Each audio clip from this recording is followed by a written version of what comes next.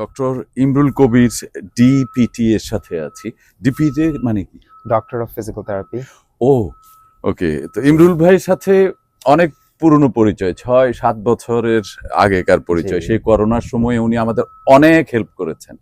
আপনারা যারা করোনায় আমার ভিডিও দেখেছেন তারা হয়তো দেখে থাকবেন ওনাকে। হঠাৎ মনে হলো ওনার উপর একটা স্টোরি করি। মাঝখানে গিয়েছিলাম ব্রুকলিনের অফিসে। জি।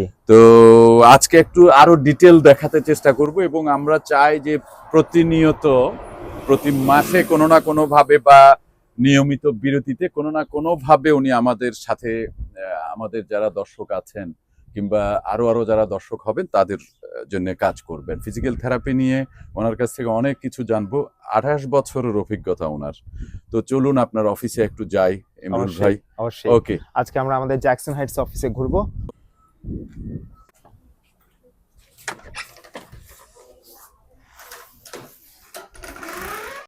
এটা আপনার বসার রুম। জি, এটা আর আমাদের কনসালটেশন রুম। আচ্ছা, আর সামনে যেটা ছিল সেটা আমাদের ওয়েটিং এরিয়া এবং আমাদের ফ্রন্ট ডেস্ক, যেখানে পেশেন্ট আসলে তাদের কাগজপত্র, তাদের ইন্স্যুরেন্সের ব্যাপারে কথা বলে এবং তাদের অন্যান্য প্রশ্ন থাকলে অবশ্যই তারা সেখানে সবসময় ডিল করে। এবং আমাদের ওয়েটিং রুমটাও বেশ বড়। এটার পরে আমাদের আসে হচ্ছে কনসালটেশন রুম, তারপর শুরু হয় আমাদের ট্রিটমেন্ট এরিয়া।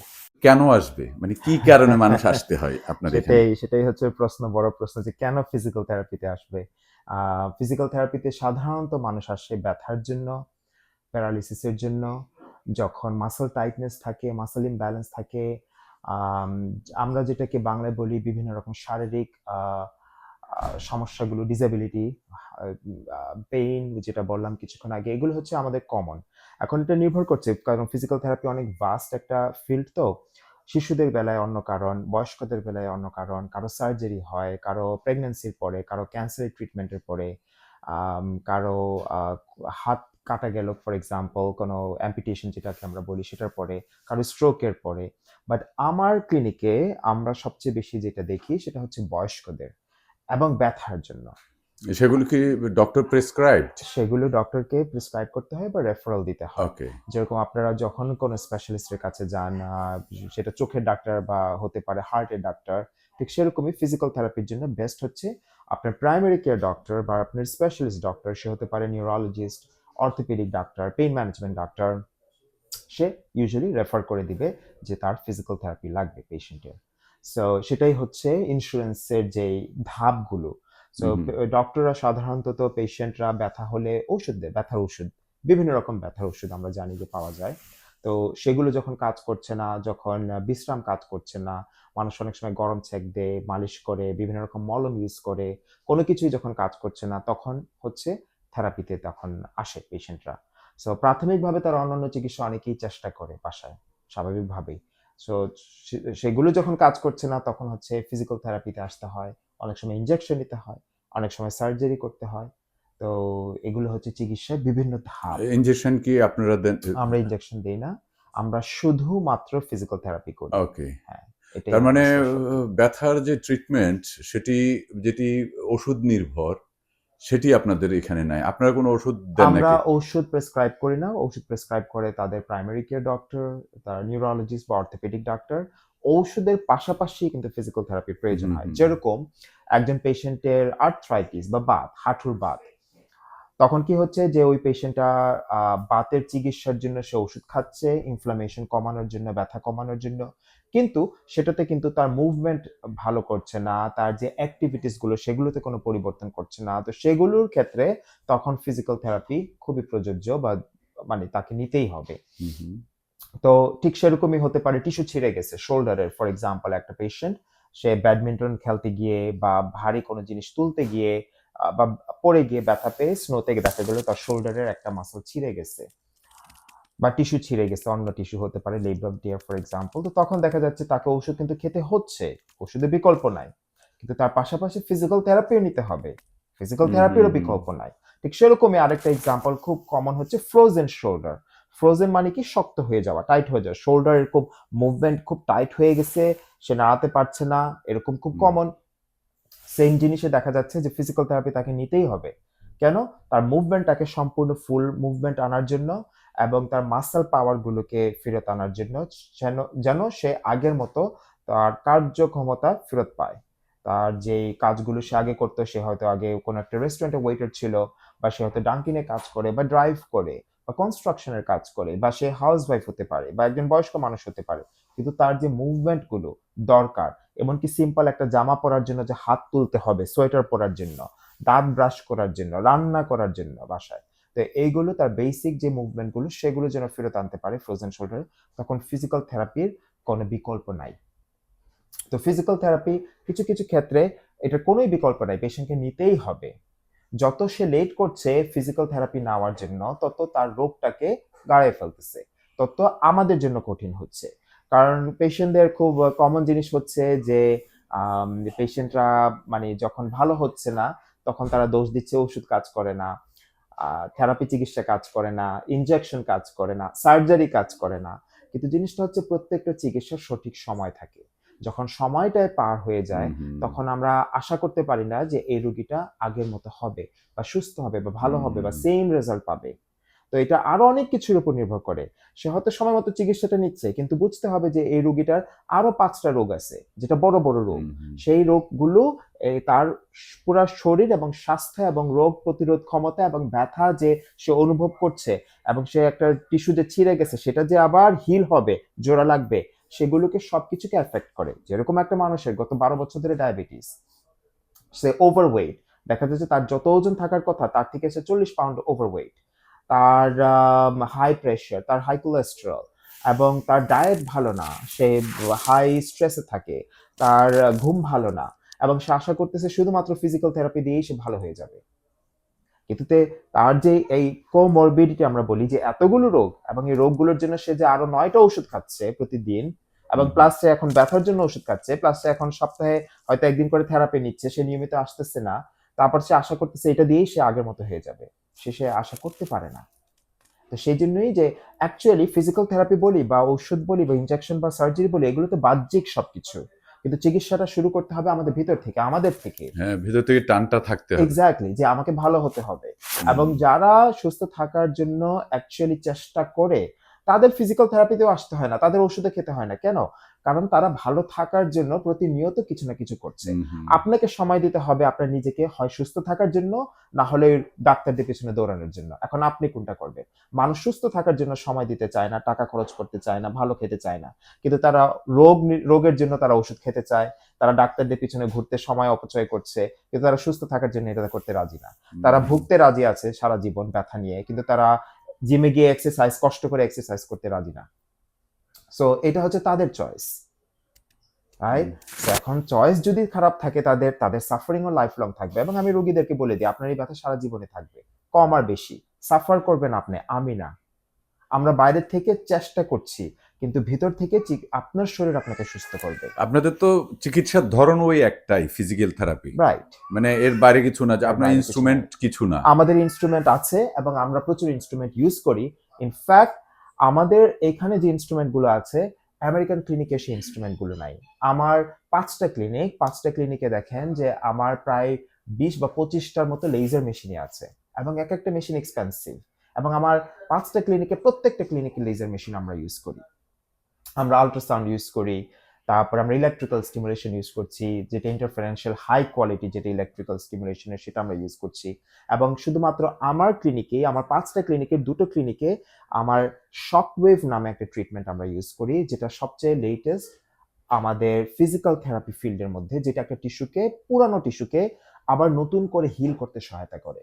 এবং এই টেকনোলজি দিয়ে আমাদের অনেক পেশেন্ট সম্পূর্ণ সুস্থ হচ্ছে, তাদের পুরানো ব্যথা ভালো হয়ে যাচ্ছে, তাদের টিস্যু হিল হয়ে যাচ্ছে, তাদের ইনজেকশন সার্জারি লাগছে না। এটা সবার জন্য প্রযোজ্য না।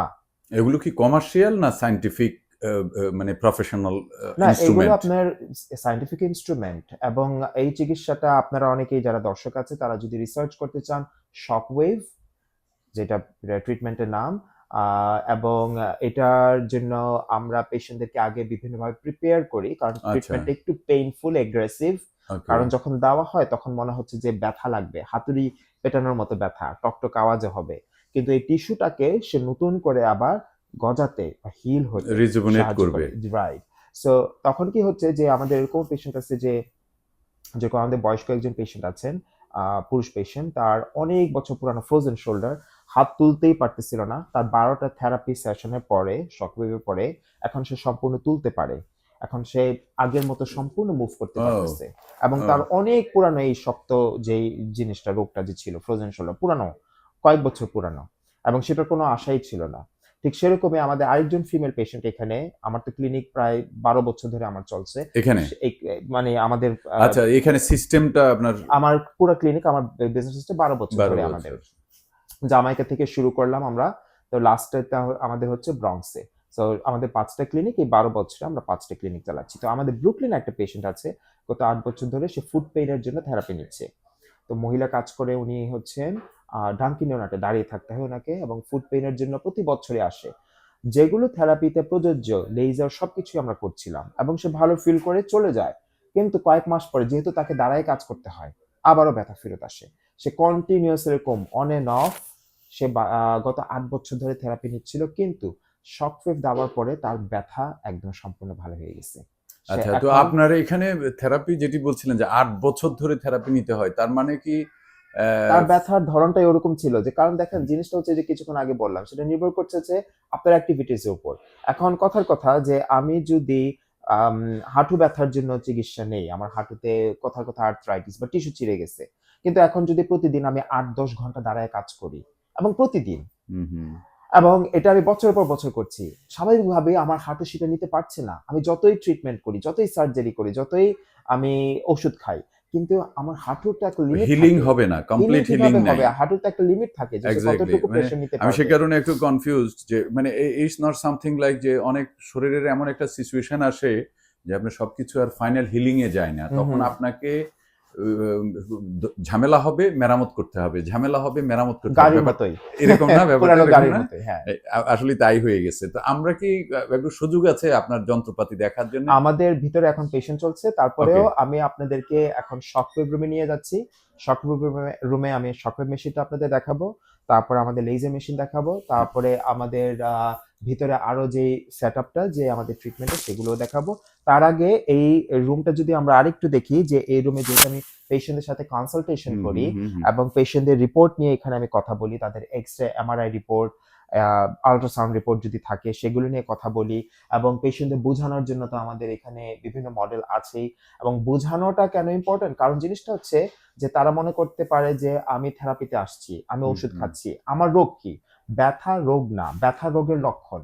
আপনার হুম হুম সুচ ফুটালেও আমি বলি যে ব্যথা লাগে, পা মোচকাইলেও ব্যথা লাগে, ক্যান্সার হলেও ব্যথা লাগে, সার্জারি করলেও ব্যথা লাগে। ব্যথা রোগ না, কিন্তু ব্যথার কারণটা আপনাদের জানতে হবে। তো কারণটা যখন জানবেন, আপনারাই আপনাদের ট্রিটমেন্টের জন্য তখন বেশি উৎসাহিত হবেন, এবং চিকিৎসা করে কিভাবে আপনি সুস্থ থাকতে পারবেন, ভালো হতে পারবেন, সেগুলো আপনার কাছে সেই ইনফরমেশন গুলো থাকলে আপনিই আপনার ফিউচার নিয়ে প্ল্যানিং করতে পারবেন, যে আমার 5 বছর পরে হাঁটুতে হয়তো সার্জারি লাগবে, আমার হয়তো 2 বছর পরে ইনজেকশন লাগবে। তো সেজন্য ইনফরমেশনটা খুবই প্রয়োজন।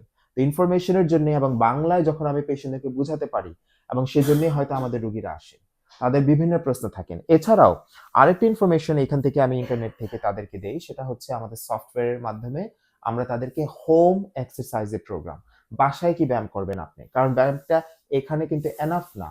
প্রতিনিয়ত যদি আপনি অল্প অল্প করে শুরু করেন, এবং নির্দিষ্ট কিছু ব্যায়াম যেটা আপনার ক্ষেত্রে প্রযোজ্য, হাঁটু ব্যথা, কোমর ব্যথা, শোল্ডারে পেইন, নেক পেইন, আঙ্গুলে ব্যথা হোক, পায়ের গোড়ালিতে ব্যথা হোক, তো এই বিভিন্ন রকম ব্যথা, সো এই ব্যথার জন্য, আপনার ব্যথার জন্য কোনটা প্রযোজ্য, এবং কি ধরনের ব্যায়াম প্রযোজ্য, কি ধরনের পজিশনে আপনাকে ঘুমাতে হবে, কি ধরনের বালিশ ইউজ করতে হবে, আপনি কি পজিশনে চেয়ারে রেখে আপনি ড্রাইভ করতে পারেন, উবার বা ইয়েলো ক্যাব যেটাই করছেন, কনস্ট্রাকশনে কাজ করলে আপনার হয়তো এখন পেইন্টিং করছেন, আপনার পেইন্টিং আপনার জন্য প্রযোজ্য না, আপনি কোন ধরনের কনস্ট্রাকশনে কাজ করলে আপনার কম ক্ষতি হবে, সেগুলো আমি বলে দিতে পারবো, এবং সেই জন্যই কনসালটেশনটা হচ্ছে একটা ইম্পর্টেন্ট পার্ট। আপনাদের কি কনসালটেশনটা কি ফি নির্ভর না না, সবকিছু ইন্স্যুরেন্স কভার করছে, ফি সবকিছুই, দিয়ে করা যাবে আলাদা না? কোনো কিছু নাই।